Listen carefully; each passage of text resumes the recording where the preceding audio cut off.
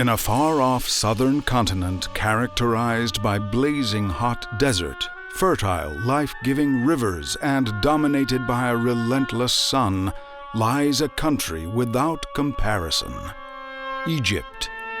From the barren mountainous landscapes of the Sinai to the teeming metropolis of Cairo, the diversity of this country is boundless. With the heartbeat of a vibrant marketplace ruling trade, the giant bazaar's explosive color and variety tantalizes the senses. The River Nile, coursing from the city gates, delves deep into the Sahara, carving a kilometer-wide strip of verdant green which passes through centuries of ancient history. From a tiny rivulet born over 5,000 years ago, there grew an astounding culture, the like of which will never be seen again. Join us on this spectacular journey through the miracle which we call Egypt.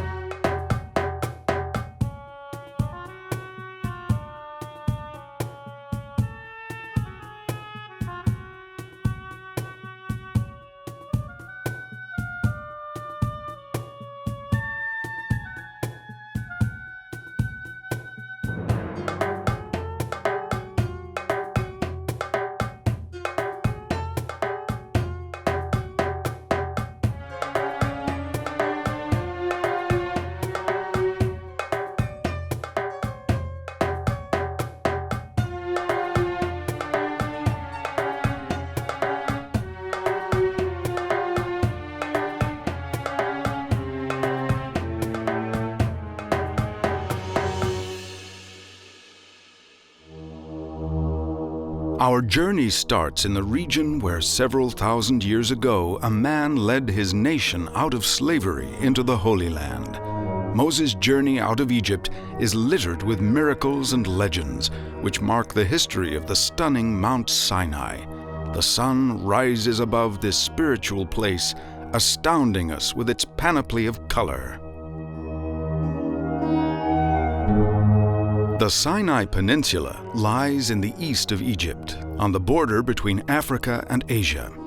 This peninsula is characterized by desert and its vast chain of mountains. Mount Sinai, also known as Mount Moses, is found in the south of the peninsula and climbs to a height of 2,285 meters, the second highest mountain in Egypt. As dawn breaks, it touches the summit of the mountains. The multitude of peaks are still shrouded in mist till long past daybreak. But even now, there are often large groups of people gathering at the Holy Mount.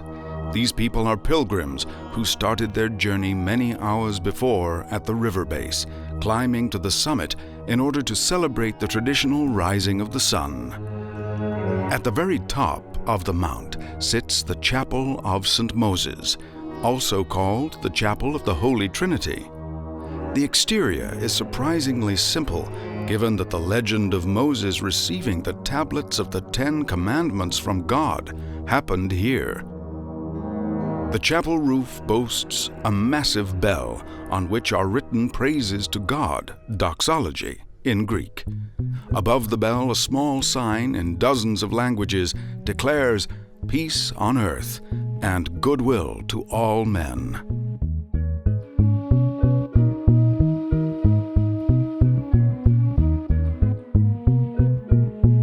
At the foot of the mountain lies one of the oldest Christian abbeys in the world, the Abbey of St. Catherine. Built between 548 and 565 BC, the abbey is named after Catherine of Alexandria, one of the most important saints in religious culture. The saint was born a princess from Cyprus who became a martyr in the 4th century AD on account of her unwavering belief. The abbey was built on top of her mortal remains. Most pilgrims are drawn by the legend of Moses. But St. Catherine's Abbey has also drawn large crowds from long ago due to its holy realm. The Abbey's library stores over 6,000 manuscripts of Christian doctrines. This is matched only by the Vatican itself. Another rarity are 2,000 icons, still partly in existence since the 9th century. This stunning collection was able to survive not only due to the monks' diligent care, but in particular due to the unusually isolated location. In all the centuries of its existence, the abbey has never been plundered, making it one of the only Christian sanctuaries in history to survive in its original form. Moses' presence emanates from the holy chapel of the thorn bush, which preserves the legend of God showing himself to Moses as a burning bush. And the angel of the Lord appeared to him in a fiery blaze of the bramble, and he saw that the bush was burning in the fire and was not consumed. God, who presents himself in Hebrew as Yahweh, in the encounter with Moses, promises he will free the nation of Israel from Egypt's captivity and to lead it into the holy land of Canaan, which in our days is known as Israel. After 10 days of extreme endurance and separating the ocean to pass through, Moses eventually led the nation of Israel to Mount Sinai. He reached the top of the mountain and received the 10 Commandments of God. Like Moses, we will submit ourselves to the desert. The largest part of Egypt is dominated by the vast Sahara. Here you can see the entire spectrum of an extreme environment, from the spiky, unforgiving rock formations to the undulating, ever-changing dunes overlooked by the burning fire of the sun. The Sahara covers most of Egypt, but the regions differ wildly within this vast landscape. To the left of the upper river Nile stretches the Libyan desert. The right bank of the Nile covers just the eastern desert. To the north of the Libyan desert lies the Wadi al-Hitan, one of the most important archaeological finds in terms of fossils. The desert is characterized by one element: its terrible heat. It's not unusual to find temperatures climbing to over 60 degrees. Equally extreme is the rapid fall in those figures when the air cools down quickly once out of the sun. In winter, temperatures reaching below zero are not uncommon. But easily the most dangerous aspect of this climate is the dry atmosphere and the unexpected scorching heat.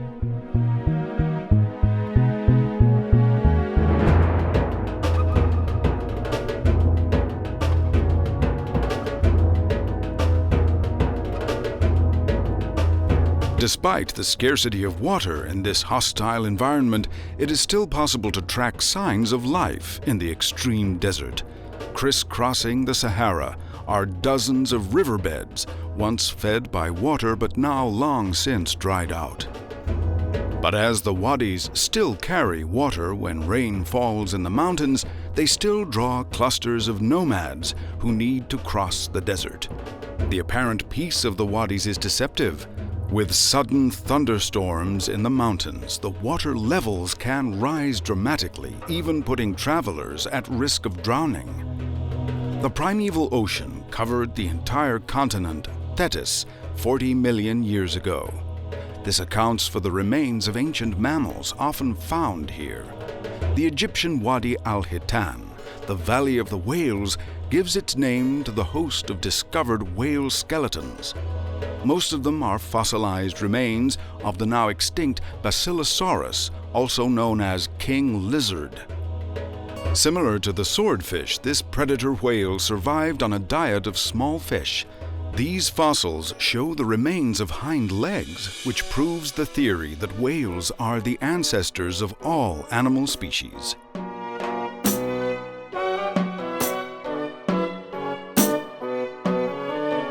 To the east of the Sahara lies the Red Sea. Its name may derive from the Persians, who gave all cardinal directional points a distinctive color. This sea marked their most southerly point, which became the Red Sea. The north point was named the Black Sea.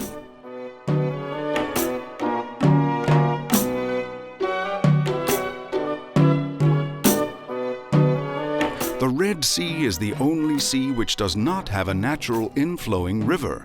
Instead, there's a sea gate in the south which connects to the Indian Ocean.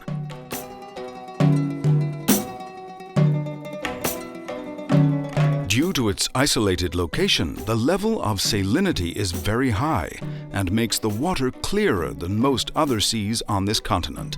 This makes the Red Sea perfect for diving tours, making it a favorite with tourists.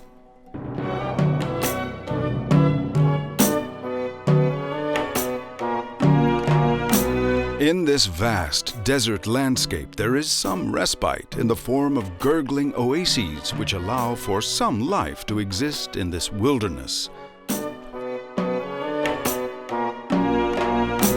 From the beginning of time, these oases have been vital for the survival of the indigenous desert tribes. From the outside, no more than a small rock pool sheltered by a couple of sparse palm trees, whole cities could survive off the underground water supply hidden beneath the sand. The majority of oases have their source in a deep underground basin stemming from below sea level. The groundwater collects in these pools and comes to the surface as a small lake or stream. A variety of species of plants and trees thrive here, from deciduous trees to palm trees, and typically reed grasses close to the bubbly springs.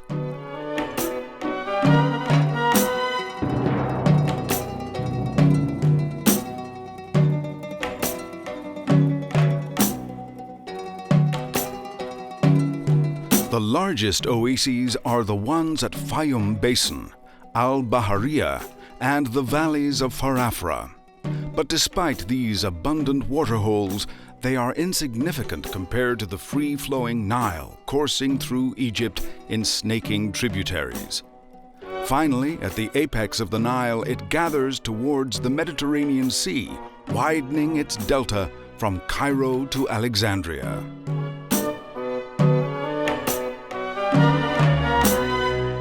Imagine a long journey through the fierce conditions of the desert.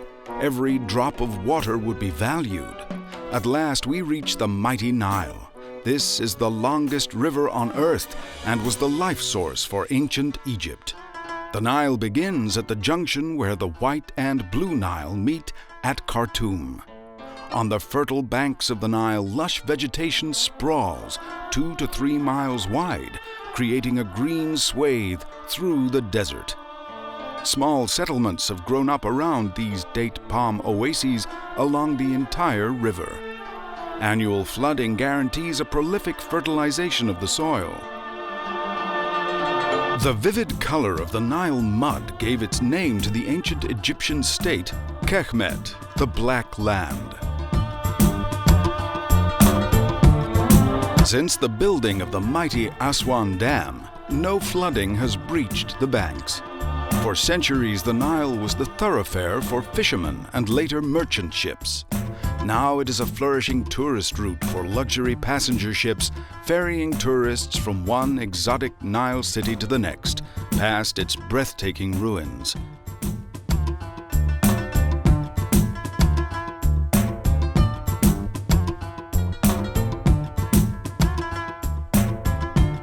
At the end of the delta, the Nile segues into the Mediterranean Sea, gathering at the metropolis of Alexandria, where our journey is leading us.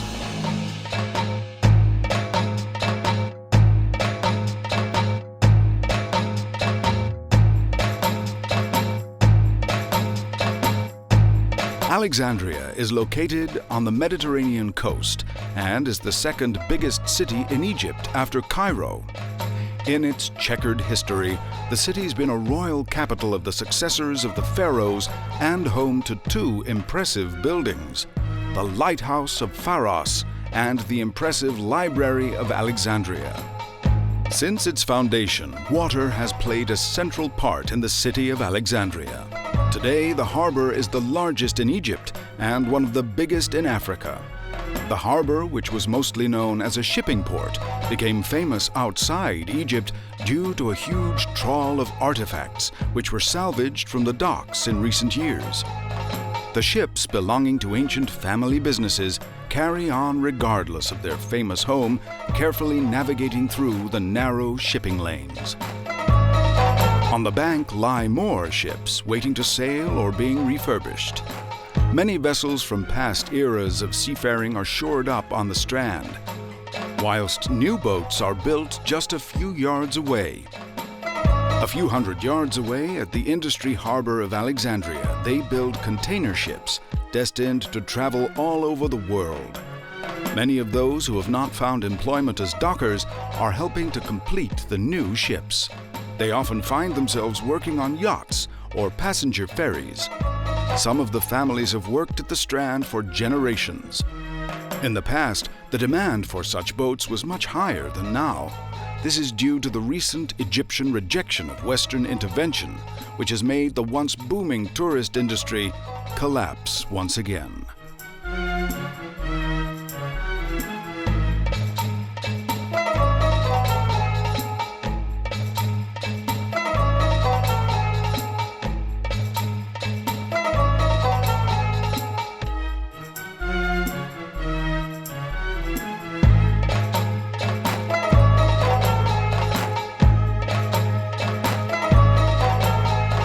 The tourists are not aware of the dockers' huge efforts on the Strand. Instead, they are enthralled by the history of the country and its native tongues. On top of a world-class ruin stands Fort Kite Bay, which watches over Alexandria Harbor. The defensive fortification was built at the end of the 15th century. Before then, it stood on the same spot as the famous Pharos Lighthouse. The lighthouse was built by Ptolemy, the ruler of the leading dynasty. Greek successors to the Egyptian pharaohs around 280 BC. After withstanding centuries of earthquakes, the lighthouse finally collapsed and left behind just its ruins. The stones were eventually reused to build the fortress.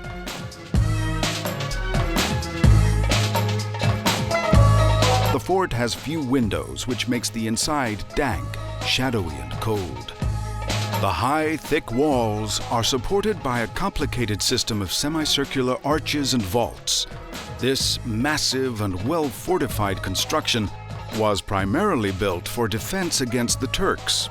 Finally, it was used for defensive purposes and wars, arguably far more than its architects would have imagined. Where today the Egyptian flag flaps proudly on battlements reaching to the sky, back then, at the time of the Napoleonic Wars, guards patrolled on top of the walls and towers. In the inner courtyard, garrisons housed the troops of soldiers. Now, all the small islets and narrow spy holes have been bricked up, no longer used by foreign military, but by nosy tourists who lurk in front of the gates, staring into history.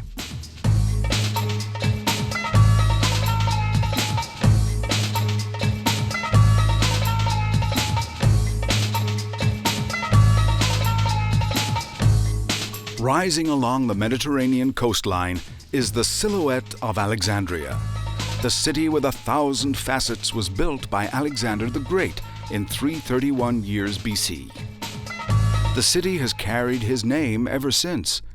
This new city only took a few years to become one of the most important cities in the Mediterranean. With the building of the lighthouse at Pharos and the Great Library, Alexandria's reputation as a sophisticated cosmopolitan city was sealed. But the lighthouse collapsed and the Great Library was consumed by fire. Dozens of natural catastrophes, earthquakes, and floods brought Alexandria to its knees and left it almost meaningless. Today, the city presents itself in a new light. Contemporary architecture of the 19th and 20th century stands between the credentials of the city's Ptolemaic forefathers. A visitor may be anxious that the past will not represent itself more clearly, but if they look, it bursts out in between the modern alleys and side streets. On first impression, the cityscape is heavily influenced by traders, hawkers, and shops who try and tempt you with their fresh goods and produce.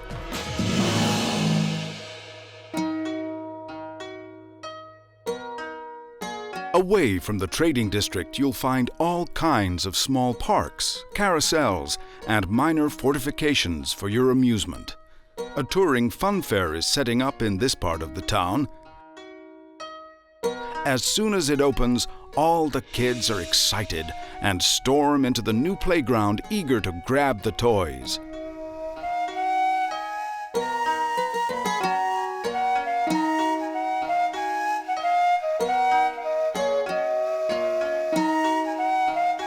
Just a stone's throw away is an animal marketplace. As in other African countries, Egypt has similar traditions, and in Alexandria, the connection between human and animal is still very direct and original. Outside the city walls, herders gathered the animals into flocks to lead them into the center of the town's marketplace. In the shadow of the big municipal housing blocks, you can still find some space and peace and quiet, removing you immediately from the hustle and bustle of Alexandria.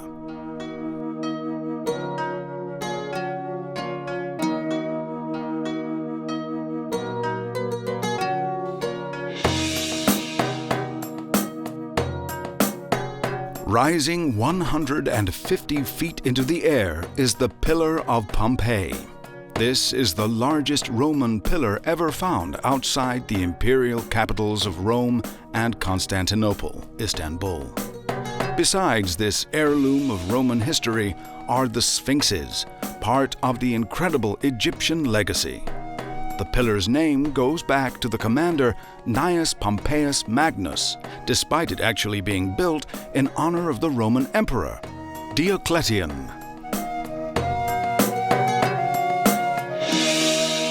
The amphitheater is the second most famous testament to the Roman era. Allowed to remain open and intact, it lies at the city's center after excavation. It is one of the rare amphitheaters which sustained the semicircular form. Apart from being aesthetically pleasing, the amphitheater's design offers a spectacular acoustic advantage. Because of the special build of the spectator-ranked seating, you could hear actors and orators even when they were whispering. Most likely the entertainment was in line with the bread and circuses theme.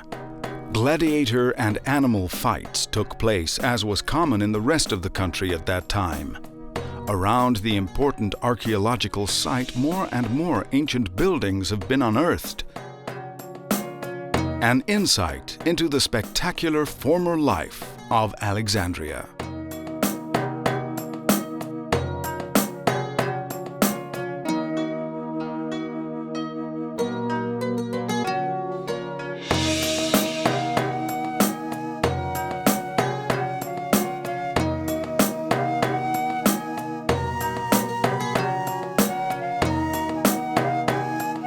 Another place here that attracts many people but has nothing to do with the Romans is the Montaza Palace. Built 100 years ago as a summer residence, it became a feature of Alexandria, which boasts a more bearable temperature than a sweltering Cairo during summer.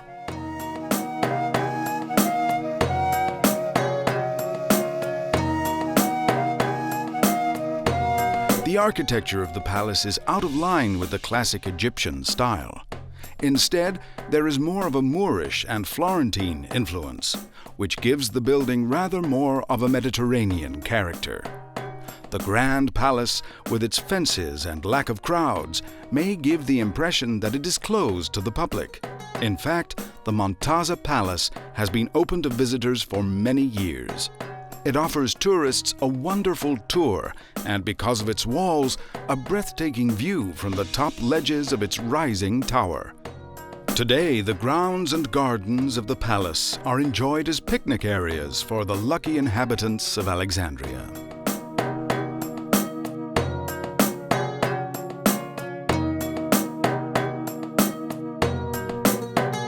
The symbol of modern Islam rises, shiny-domed and dazzling in the daily sun against an azure blue sky.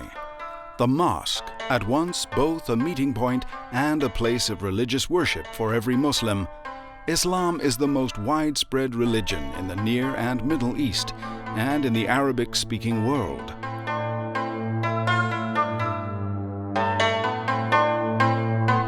For years, Egypt was part of the Christian tradition, but has been Islamic for centuries now. Islam has already overcome all geographic borders and influences our day-to-day life in many ways. We can see just in the face of the beautiful cupolas and minarets of the mosque the true impression of Islam. In the beginning of the 7th century, followers across the ancient world declared the Prophet Muhammad the messenger of Allah and founder of the religion of Islam. After the Prophet's death, the new religion spread at an almost unbelievable pace, first in the Far East and then across whole continents, including North Africa and finally into Europe. All these different cultures witnessed the spread of Islam. Alongside this, there emerged many different and unique architectural forms, from mud and clay mosques of the Sudan to the domes of Granada in Spain.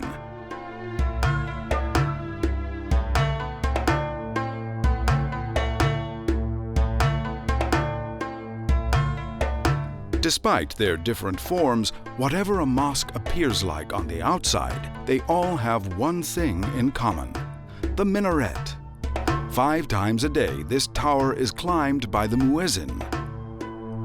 He calls all the believers out to prayer. In addition to the more typical minarets, which carry a pitched roof, you may also see more exotic ones. For example, minarets with staircases on the outside.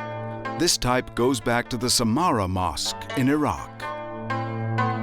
Just as all mosques have a minaret, likewise the large open space, an internal courtyard, belongs to every mosque. Generally, there is a fountain built in every space which serves the daily ritual of washing. Before every prayer, you have to wash face, hands, and feet. Because of the fountain's deep religious significance, they often have a generous high roof. In front of the Muhammad Ali Mosque in Cairo stands a fountain, the pavilion of which is especially finely wrought. Inside the mosque lies the most important element of the tradition, the mihrab, the prayer corner. In the Sultan Hassan Mosque, this corner is adorned with the finest marble by the most accomplished builders. The praying corner points in the direction of Mecca and shows the supplicant which direction to pray towards.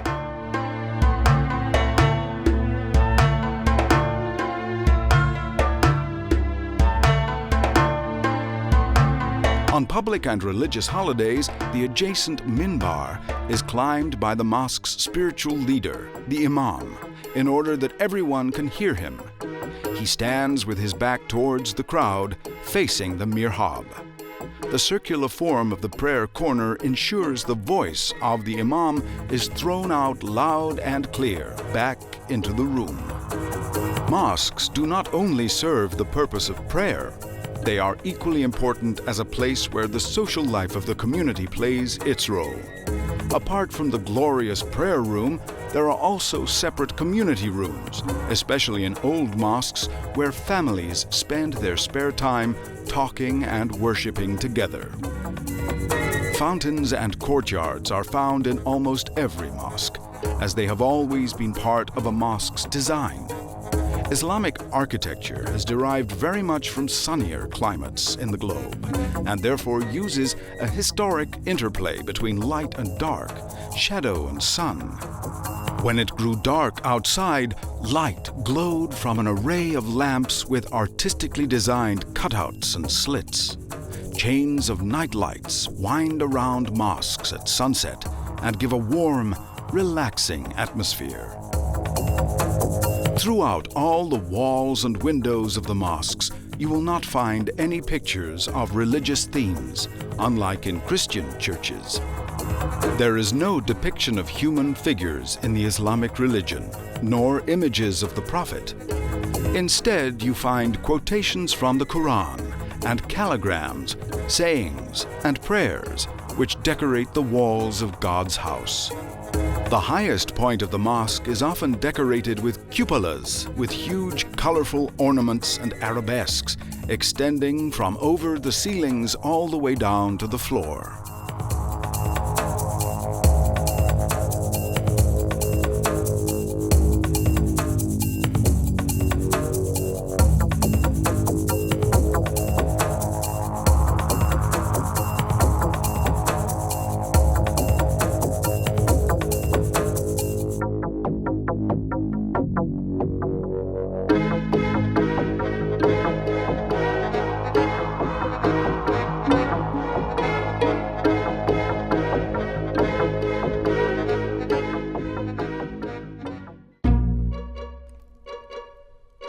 Cutting through the narrow, thronging streets like a deep ravine, this passageway runs towards the center of Egypt's capital, passing flats, houses, and buildings from all decades of the past century as it merges into the skyline of Cairo.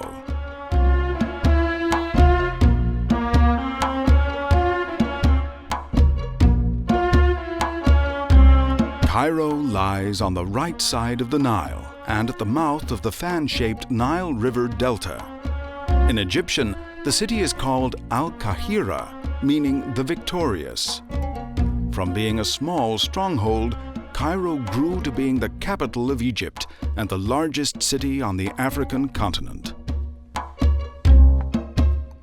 Taking in the magnificent skyline of the city, one can see Cairo's multitude of minarets and mosques, together with the countless tops of skyscrapers. It is a clash between culture, religion, and a modern lifestyle. The Nile crosses the city like a lifeline. Since Cairo's foundation, the river is an absolute necessity. In addition to the water transport, Cairo has wide roads and an infrastructure that guarantees its modernity and prosperity. Hundreds of thousands travel every day from the suburbs and outskirts to the center of the capital. Perhaps due to the vast amount of people commuting in and out of the city, Cairo has developed a very flexible attitude to traffic regulations.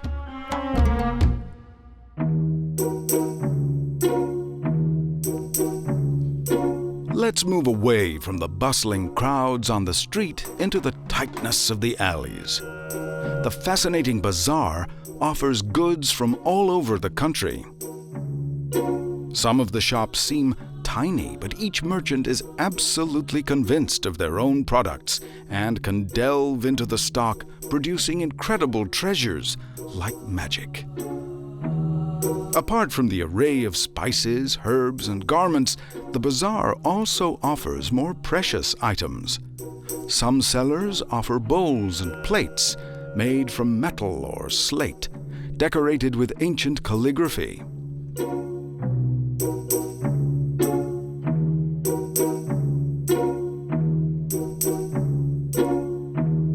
Other clever merchants have transformed their stores to make them look like shops on the high street. Fresh produce like meat, fruit, and vegetables are displayed and judged by the critical customers. The choices on the market are vast, and prices can differ wildly from store to store, every store, often with the written prices having no substance at all. Here in the gigantic bazaar of Cairo, the principle of bargaining rules. Haggling or bargaining can take minutes, but if it's about a valuable piece, it could take much longer. It's pretty much taken as an insult if a customer accepts the first price the seller offers them. Bargaining is a kind of ritual here, as much a part of the sale as the payment. Herbs are the most popular product. Over hundreds of years, herb and silk stalls exported their exotic powders to various European countries. Today, herbs and herbal mixtures are prepared in various small warehouses. The products are milled to begin with.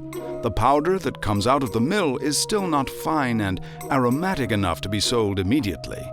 The powder then needs to be sieved, reworked and sieved again until it is absolutely pure.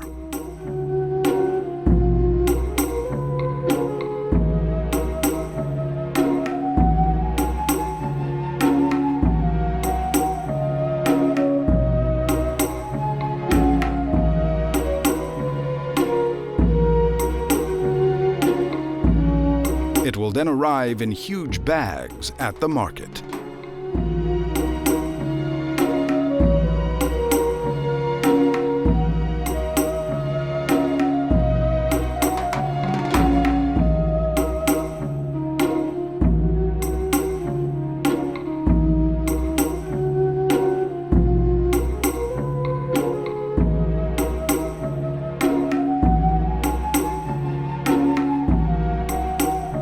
Outside the city center is a camel market. This traditional ancient market was much more important during the time when caravans traveled through the desert. Many caravans started out in Cairo to travel towards Mecca. The route from Cairo was known as the safest for the believers. Although the traditional routes to Mecca are not in use anymore, the camel market still is very busy today. Overseers watch that the camels stay in their places, close to their sellers. There are many traders here too, so no animals are mixed up. The camels are marked with colors. These camels have been bought and are leaving the camel market for their new home.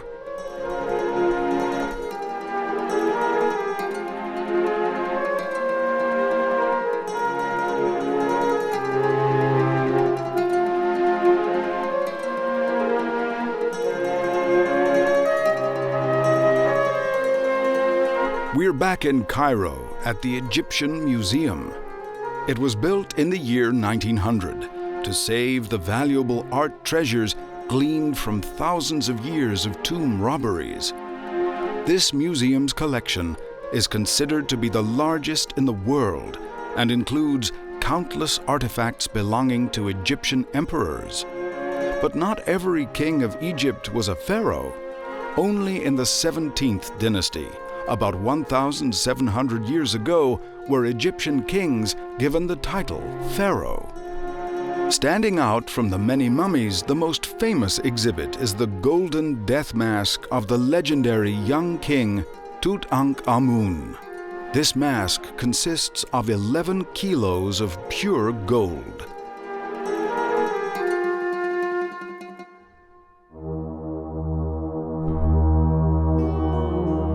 What we know about the kings of ancient Egypt comes mainly from tombs and buildings built by the pharaoh in their honor. Unbeknown to the many visitors and followers of Egyptian culture, the oldest evidence of the dynasty lies not hundreds of miles from the heart of the city, but right here at the gates of Cairo. From the Second Dynasty onwards, the suburb of Saqqara was used as burial place for all the Egyptian pharaohs and kings. Two more infamous temple complexes of pharaoh dynasties are located here at the river bend of the Nile. Karnak and Luxor. The most extensive information about Egypt's gods can be found in these huge temple complexes. The largest is the temple city Karnak. Karnak's history goes as far back as 2000 BC. On its vast ground are not only temples for gods, but also for pharaohs, kings, and very often their wives. The biggest temples are for the king of gods Amun-Re, the god of war Mont, and the goddess Mut. Religion played a leading role in ancient Egypt. The belief in the ubiquity of the gods was mirrored in the pharaoh, who was seen as the son of the sun god Re. The Egyptian sky, depicting hundreds of gods, was the largest in history. Benevolent gods like the sun god Re and the god of creation Atum stood opposite the gods of destruction like Set, and Apophis. In Karnak is also the largest finished obelisk, standing 90 feet high. Obelisks were seen as the symbol of the rays of the sun god Ra, and therefore had huge religious significance. Obelisks were always carved from a single piece of rock, but the finished obelisk could not contain any blemishes or cracks. If a defect was found during the carving, the work was ceased immediately and abandoned. Leading from the temple of Amun used to be an alleyway adorned with countless sphinxes leading up to the legendary temple complex of Luxor. This complex was the annual setting for the Opet festival. On this festival, statues of the gods Amun, Mut, and Khans were taken by boat-like chariots on a procession from Karnak through to the yards and the columned halls onto the road to Luxor. We have learned that this ceremony and strenuous ritual was performed to legitimize the emperor and therefore the maintenance of the Ma'at, the ancient Egyptian world order. The principal belief of the Egyptian era was that this order could only exist through the pharaoh and his execution of rituals like the Opet festival. This was the only way to prevent chaos and the destruction of their mighty empire.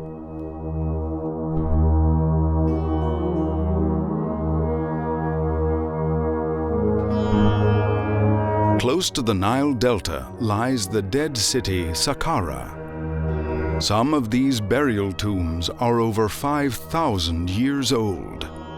The name Saqqara is probably a derivation of the name of the god of death, Sokar. He featured in an incredible ritual in which mummies would lose their souls.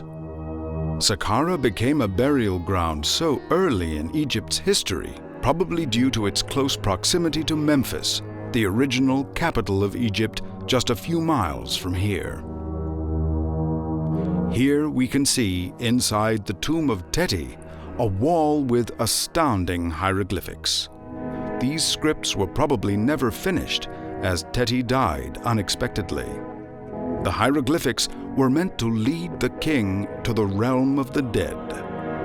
Originally in Saqqara, these murals, still found in many tombs today, used to be drawn on the outside, but gradually they were transferred inside to protect them from the corrosive weather and sandstorms.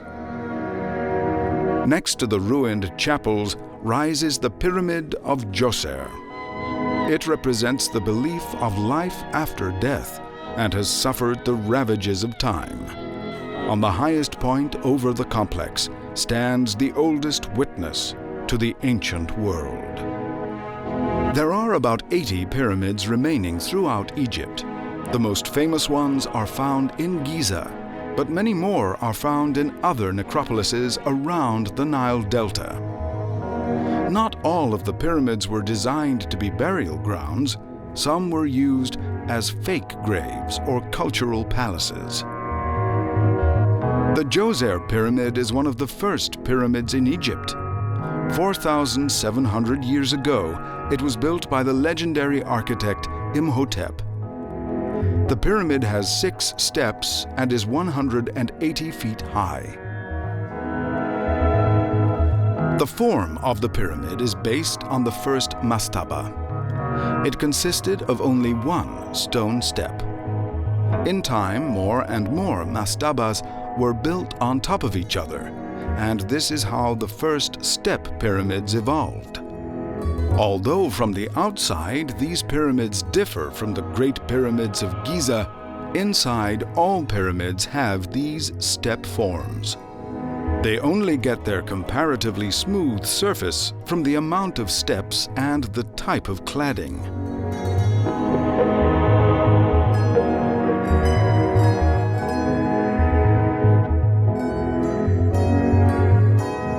Not all finished pyramids are free from defects. The Meidum Pyramid is barely recognizable as a pyramid. It looks more like a multi-level tower. The visible remains are just the core of the old pyramid. Large parts of this pile of rubble used to be part of this pyramid. The Bend Pyramid is the oldest and also the strangest pyramid found in Egypt. Its most obvious feature is the huge bend halfway up. This may be due to problems with stability during the building phase. The Red Pyramid is also an astounding structure. Like the Bend Pyramid, it was built by King Snofru.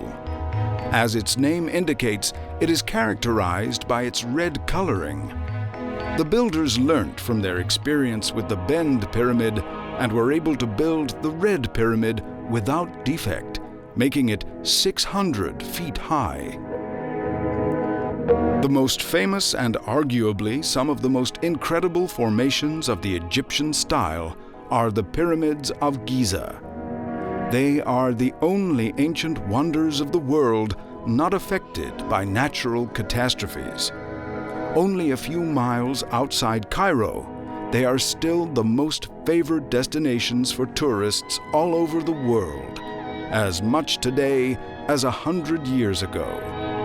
Here, visitors stand with amazement in front of the pyramids of Merenninos, Khephren, and Cheops. The internal structure of one pyramid could be totally different to another. At the Cheops pyramid, the burial chamber is in the center of the building. Many people claim that the path inside is part of a dark, branched labyrinth, which can only be navigated by the workers who built the pyramid.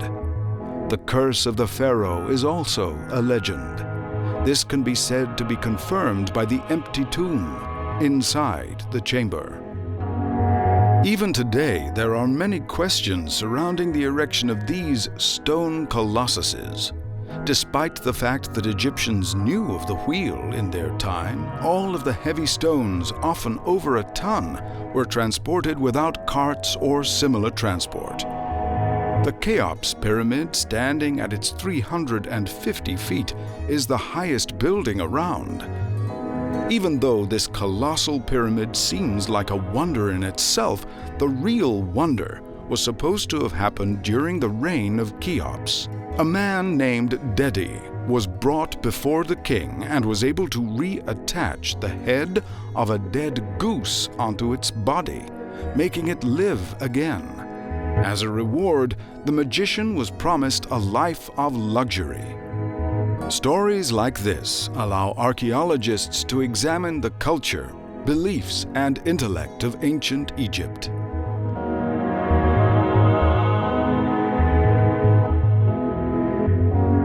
The camels wait patiently in the hot desert sand. Although there are plenty of comfortable vehicles which now transport tourists effortlessly to the pyramid sites, camels are still the most popular form of transport. There can be no question. Approaching the pyramids on the back of a swinging ship of the desert. Close to the monumental structures rises another part of Egypt's legacy, the Sphinx.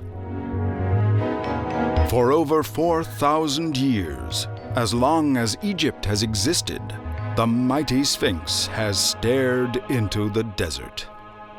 There are many secrets and legends whispered even today. It is unclear whether it was built as a guardian for a tomb or as a portrait of a king. The most intriguing mystery is perhaps its broken nose. The most common assumption was that the cannons of Napoleon on his Africa crusade destroyed it, but this was proven wrong. It is more likely that a fanatical iconoclast broke off the nose to make a stand against religion or culture. So, since then, the Sphinx watches the burial grounds of the pharaohs without its nose.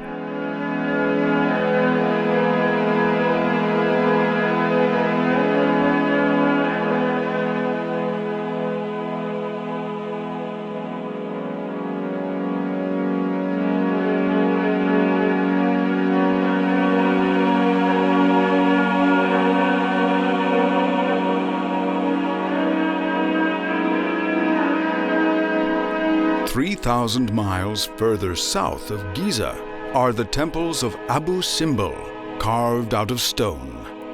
Originally, the temple complex of Abu Simbel was located where the Nasser Barrier Lake is today. About 50 years ago, the Aswan Barrier Lake was built and threatened to destroy Abu Simbel. In a worldwide campaign, the whole complex was removed, including the original rock, and rebuilt around 600 feet further down the site. Carved in stone, the imperious wife of the pharaoh, Ramses, Nefertari, overlooks the Nile. This temple was built in her honor. At the entrance are two figures of Ramses II. Both the married couple's statues are the same height. This is a symbol of love from Ramses. Usually, the wife of a king has a lower status than the king himself. The temple is not just dedicated to Nefertari, but also to the goddess Hathor. This is emphasized by the Hathor columns inside the temple, which have the faces of the goddess. The center of Abu Simbel is not the temple of Nefertari, but the great temple of Ramses II. His burial place is about 500 feet away from his wife's. Every great temple of ancient Egypt has a huge main entrance. It is called a pylon. At Abu Simbel, the rock itself is the entrance gate. On the edge of the gate are 4 seated statues. Each statue represents Ramses himself. These self-portraits show Ramses' desire to be the same as the gods. This can also be read on the inscriptions on the statues, on which he is described as the son of all emperors, lover of Amun and Atum, and emperor of both countries, Upper and Lower Egypt. Many halls with countless inscriptions and statues of gods are carved into the rock.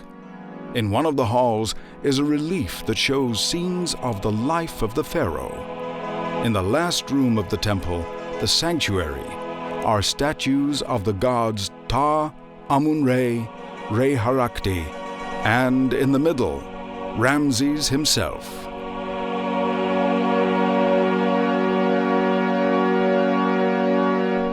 From the amazing temple complex of Abu Simbel, we are now on our way to a valley that some might say is even more legendary.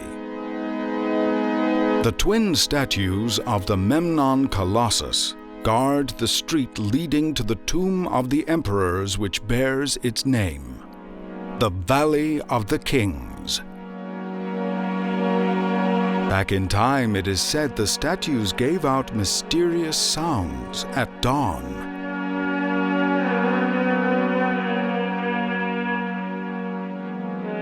The Valley of the Kings is close to the temple complexes of Karnak and Luxor on the other side of the River Nile.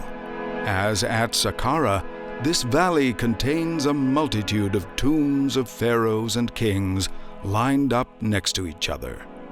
Surrounded by mountains and hills, the burial grounds are spread right across the vast valley. Next to this, in the south, lies the Valley of the Queens. These are similar tombs housing the wives of the kings and many senior dignitaries and officials of Egyptian courts. Here, the numerous tombs look unimpressive and seem to merge with the desert sand and dunes. These tombs' plain appearance may have been a ruse to deter thieves, because we now know inside these graves were decorations of the highest order. Not far from the Valley of the Queens is the enormous temple dedicated to Hatshepsut. She was one of the few queens of Egypt who reigned by herself.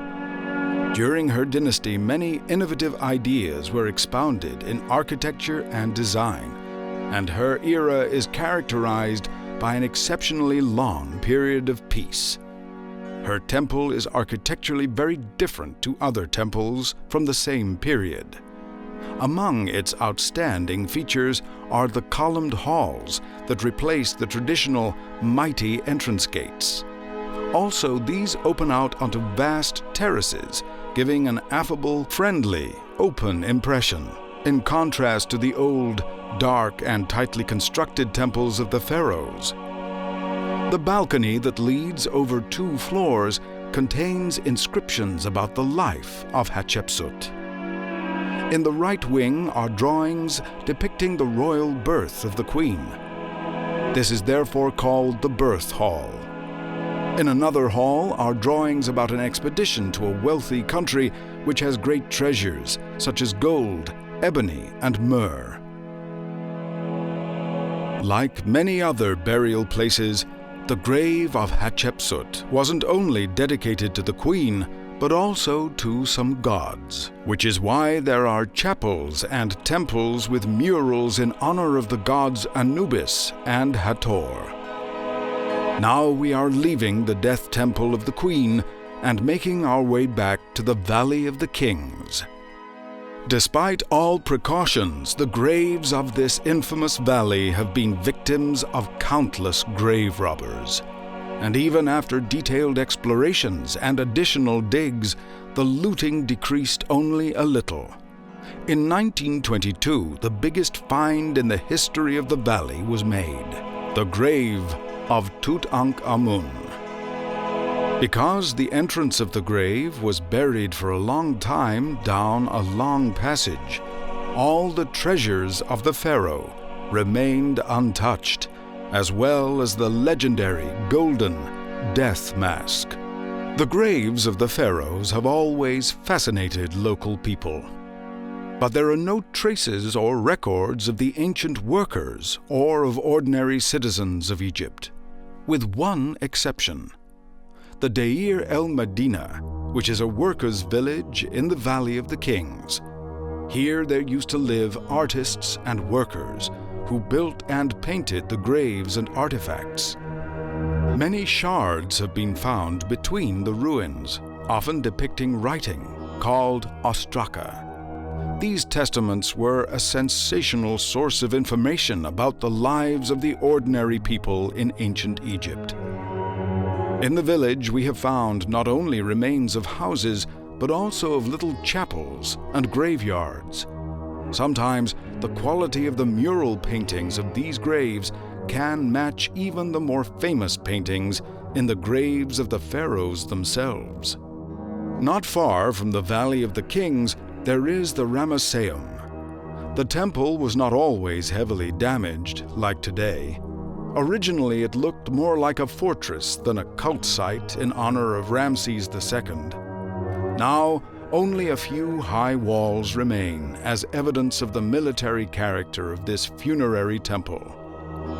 Similar to the temples of Abu Simbel, there are many statues of Ramses II carved into the rock. Also, part of the grave, there was apparently a holy lake and further outbuildings. But here time has done more damage than to other sites. This can be clearly seen on degraded pillars or on the remains of pharaoh statues.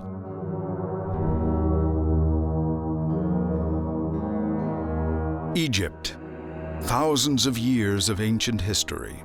Scores of events and colossal evidence of human accomplishments. Here are the last wonders of the world, the remaining ruins of a bygone era of the kings of the desert. The lights of the big cities are shining over the same ground where once miles of processing worshippers prostrated themselves before the pharaoh. Now over the land of the pharaohs, over the scorching deserts, mosques, and sprawling metropolises that comprise modern Egypt, the sun finally sets behind the impressive pyramids, leaving us once again reflecting, always in awe.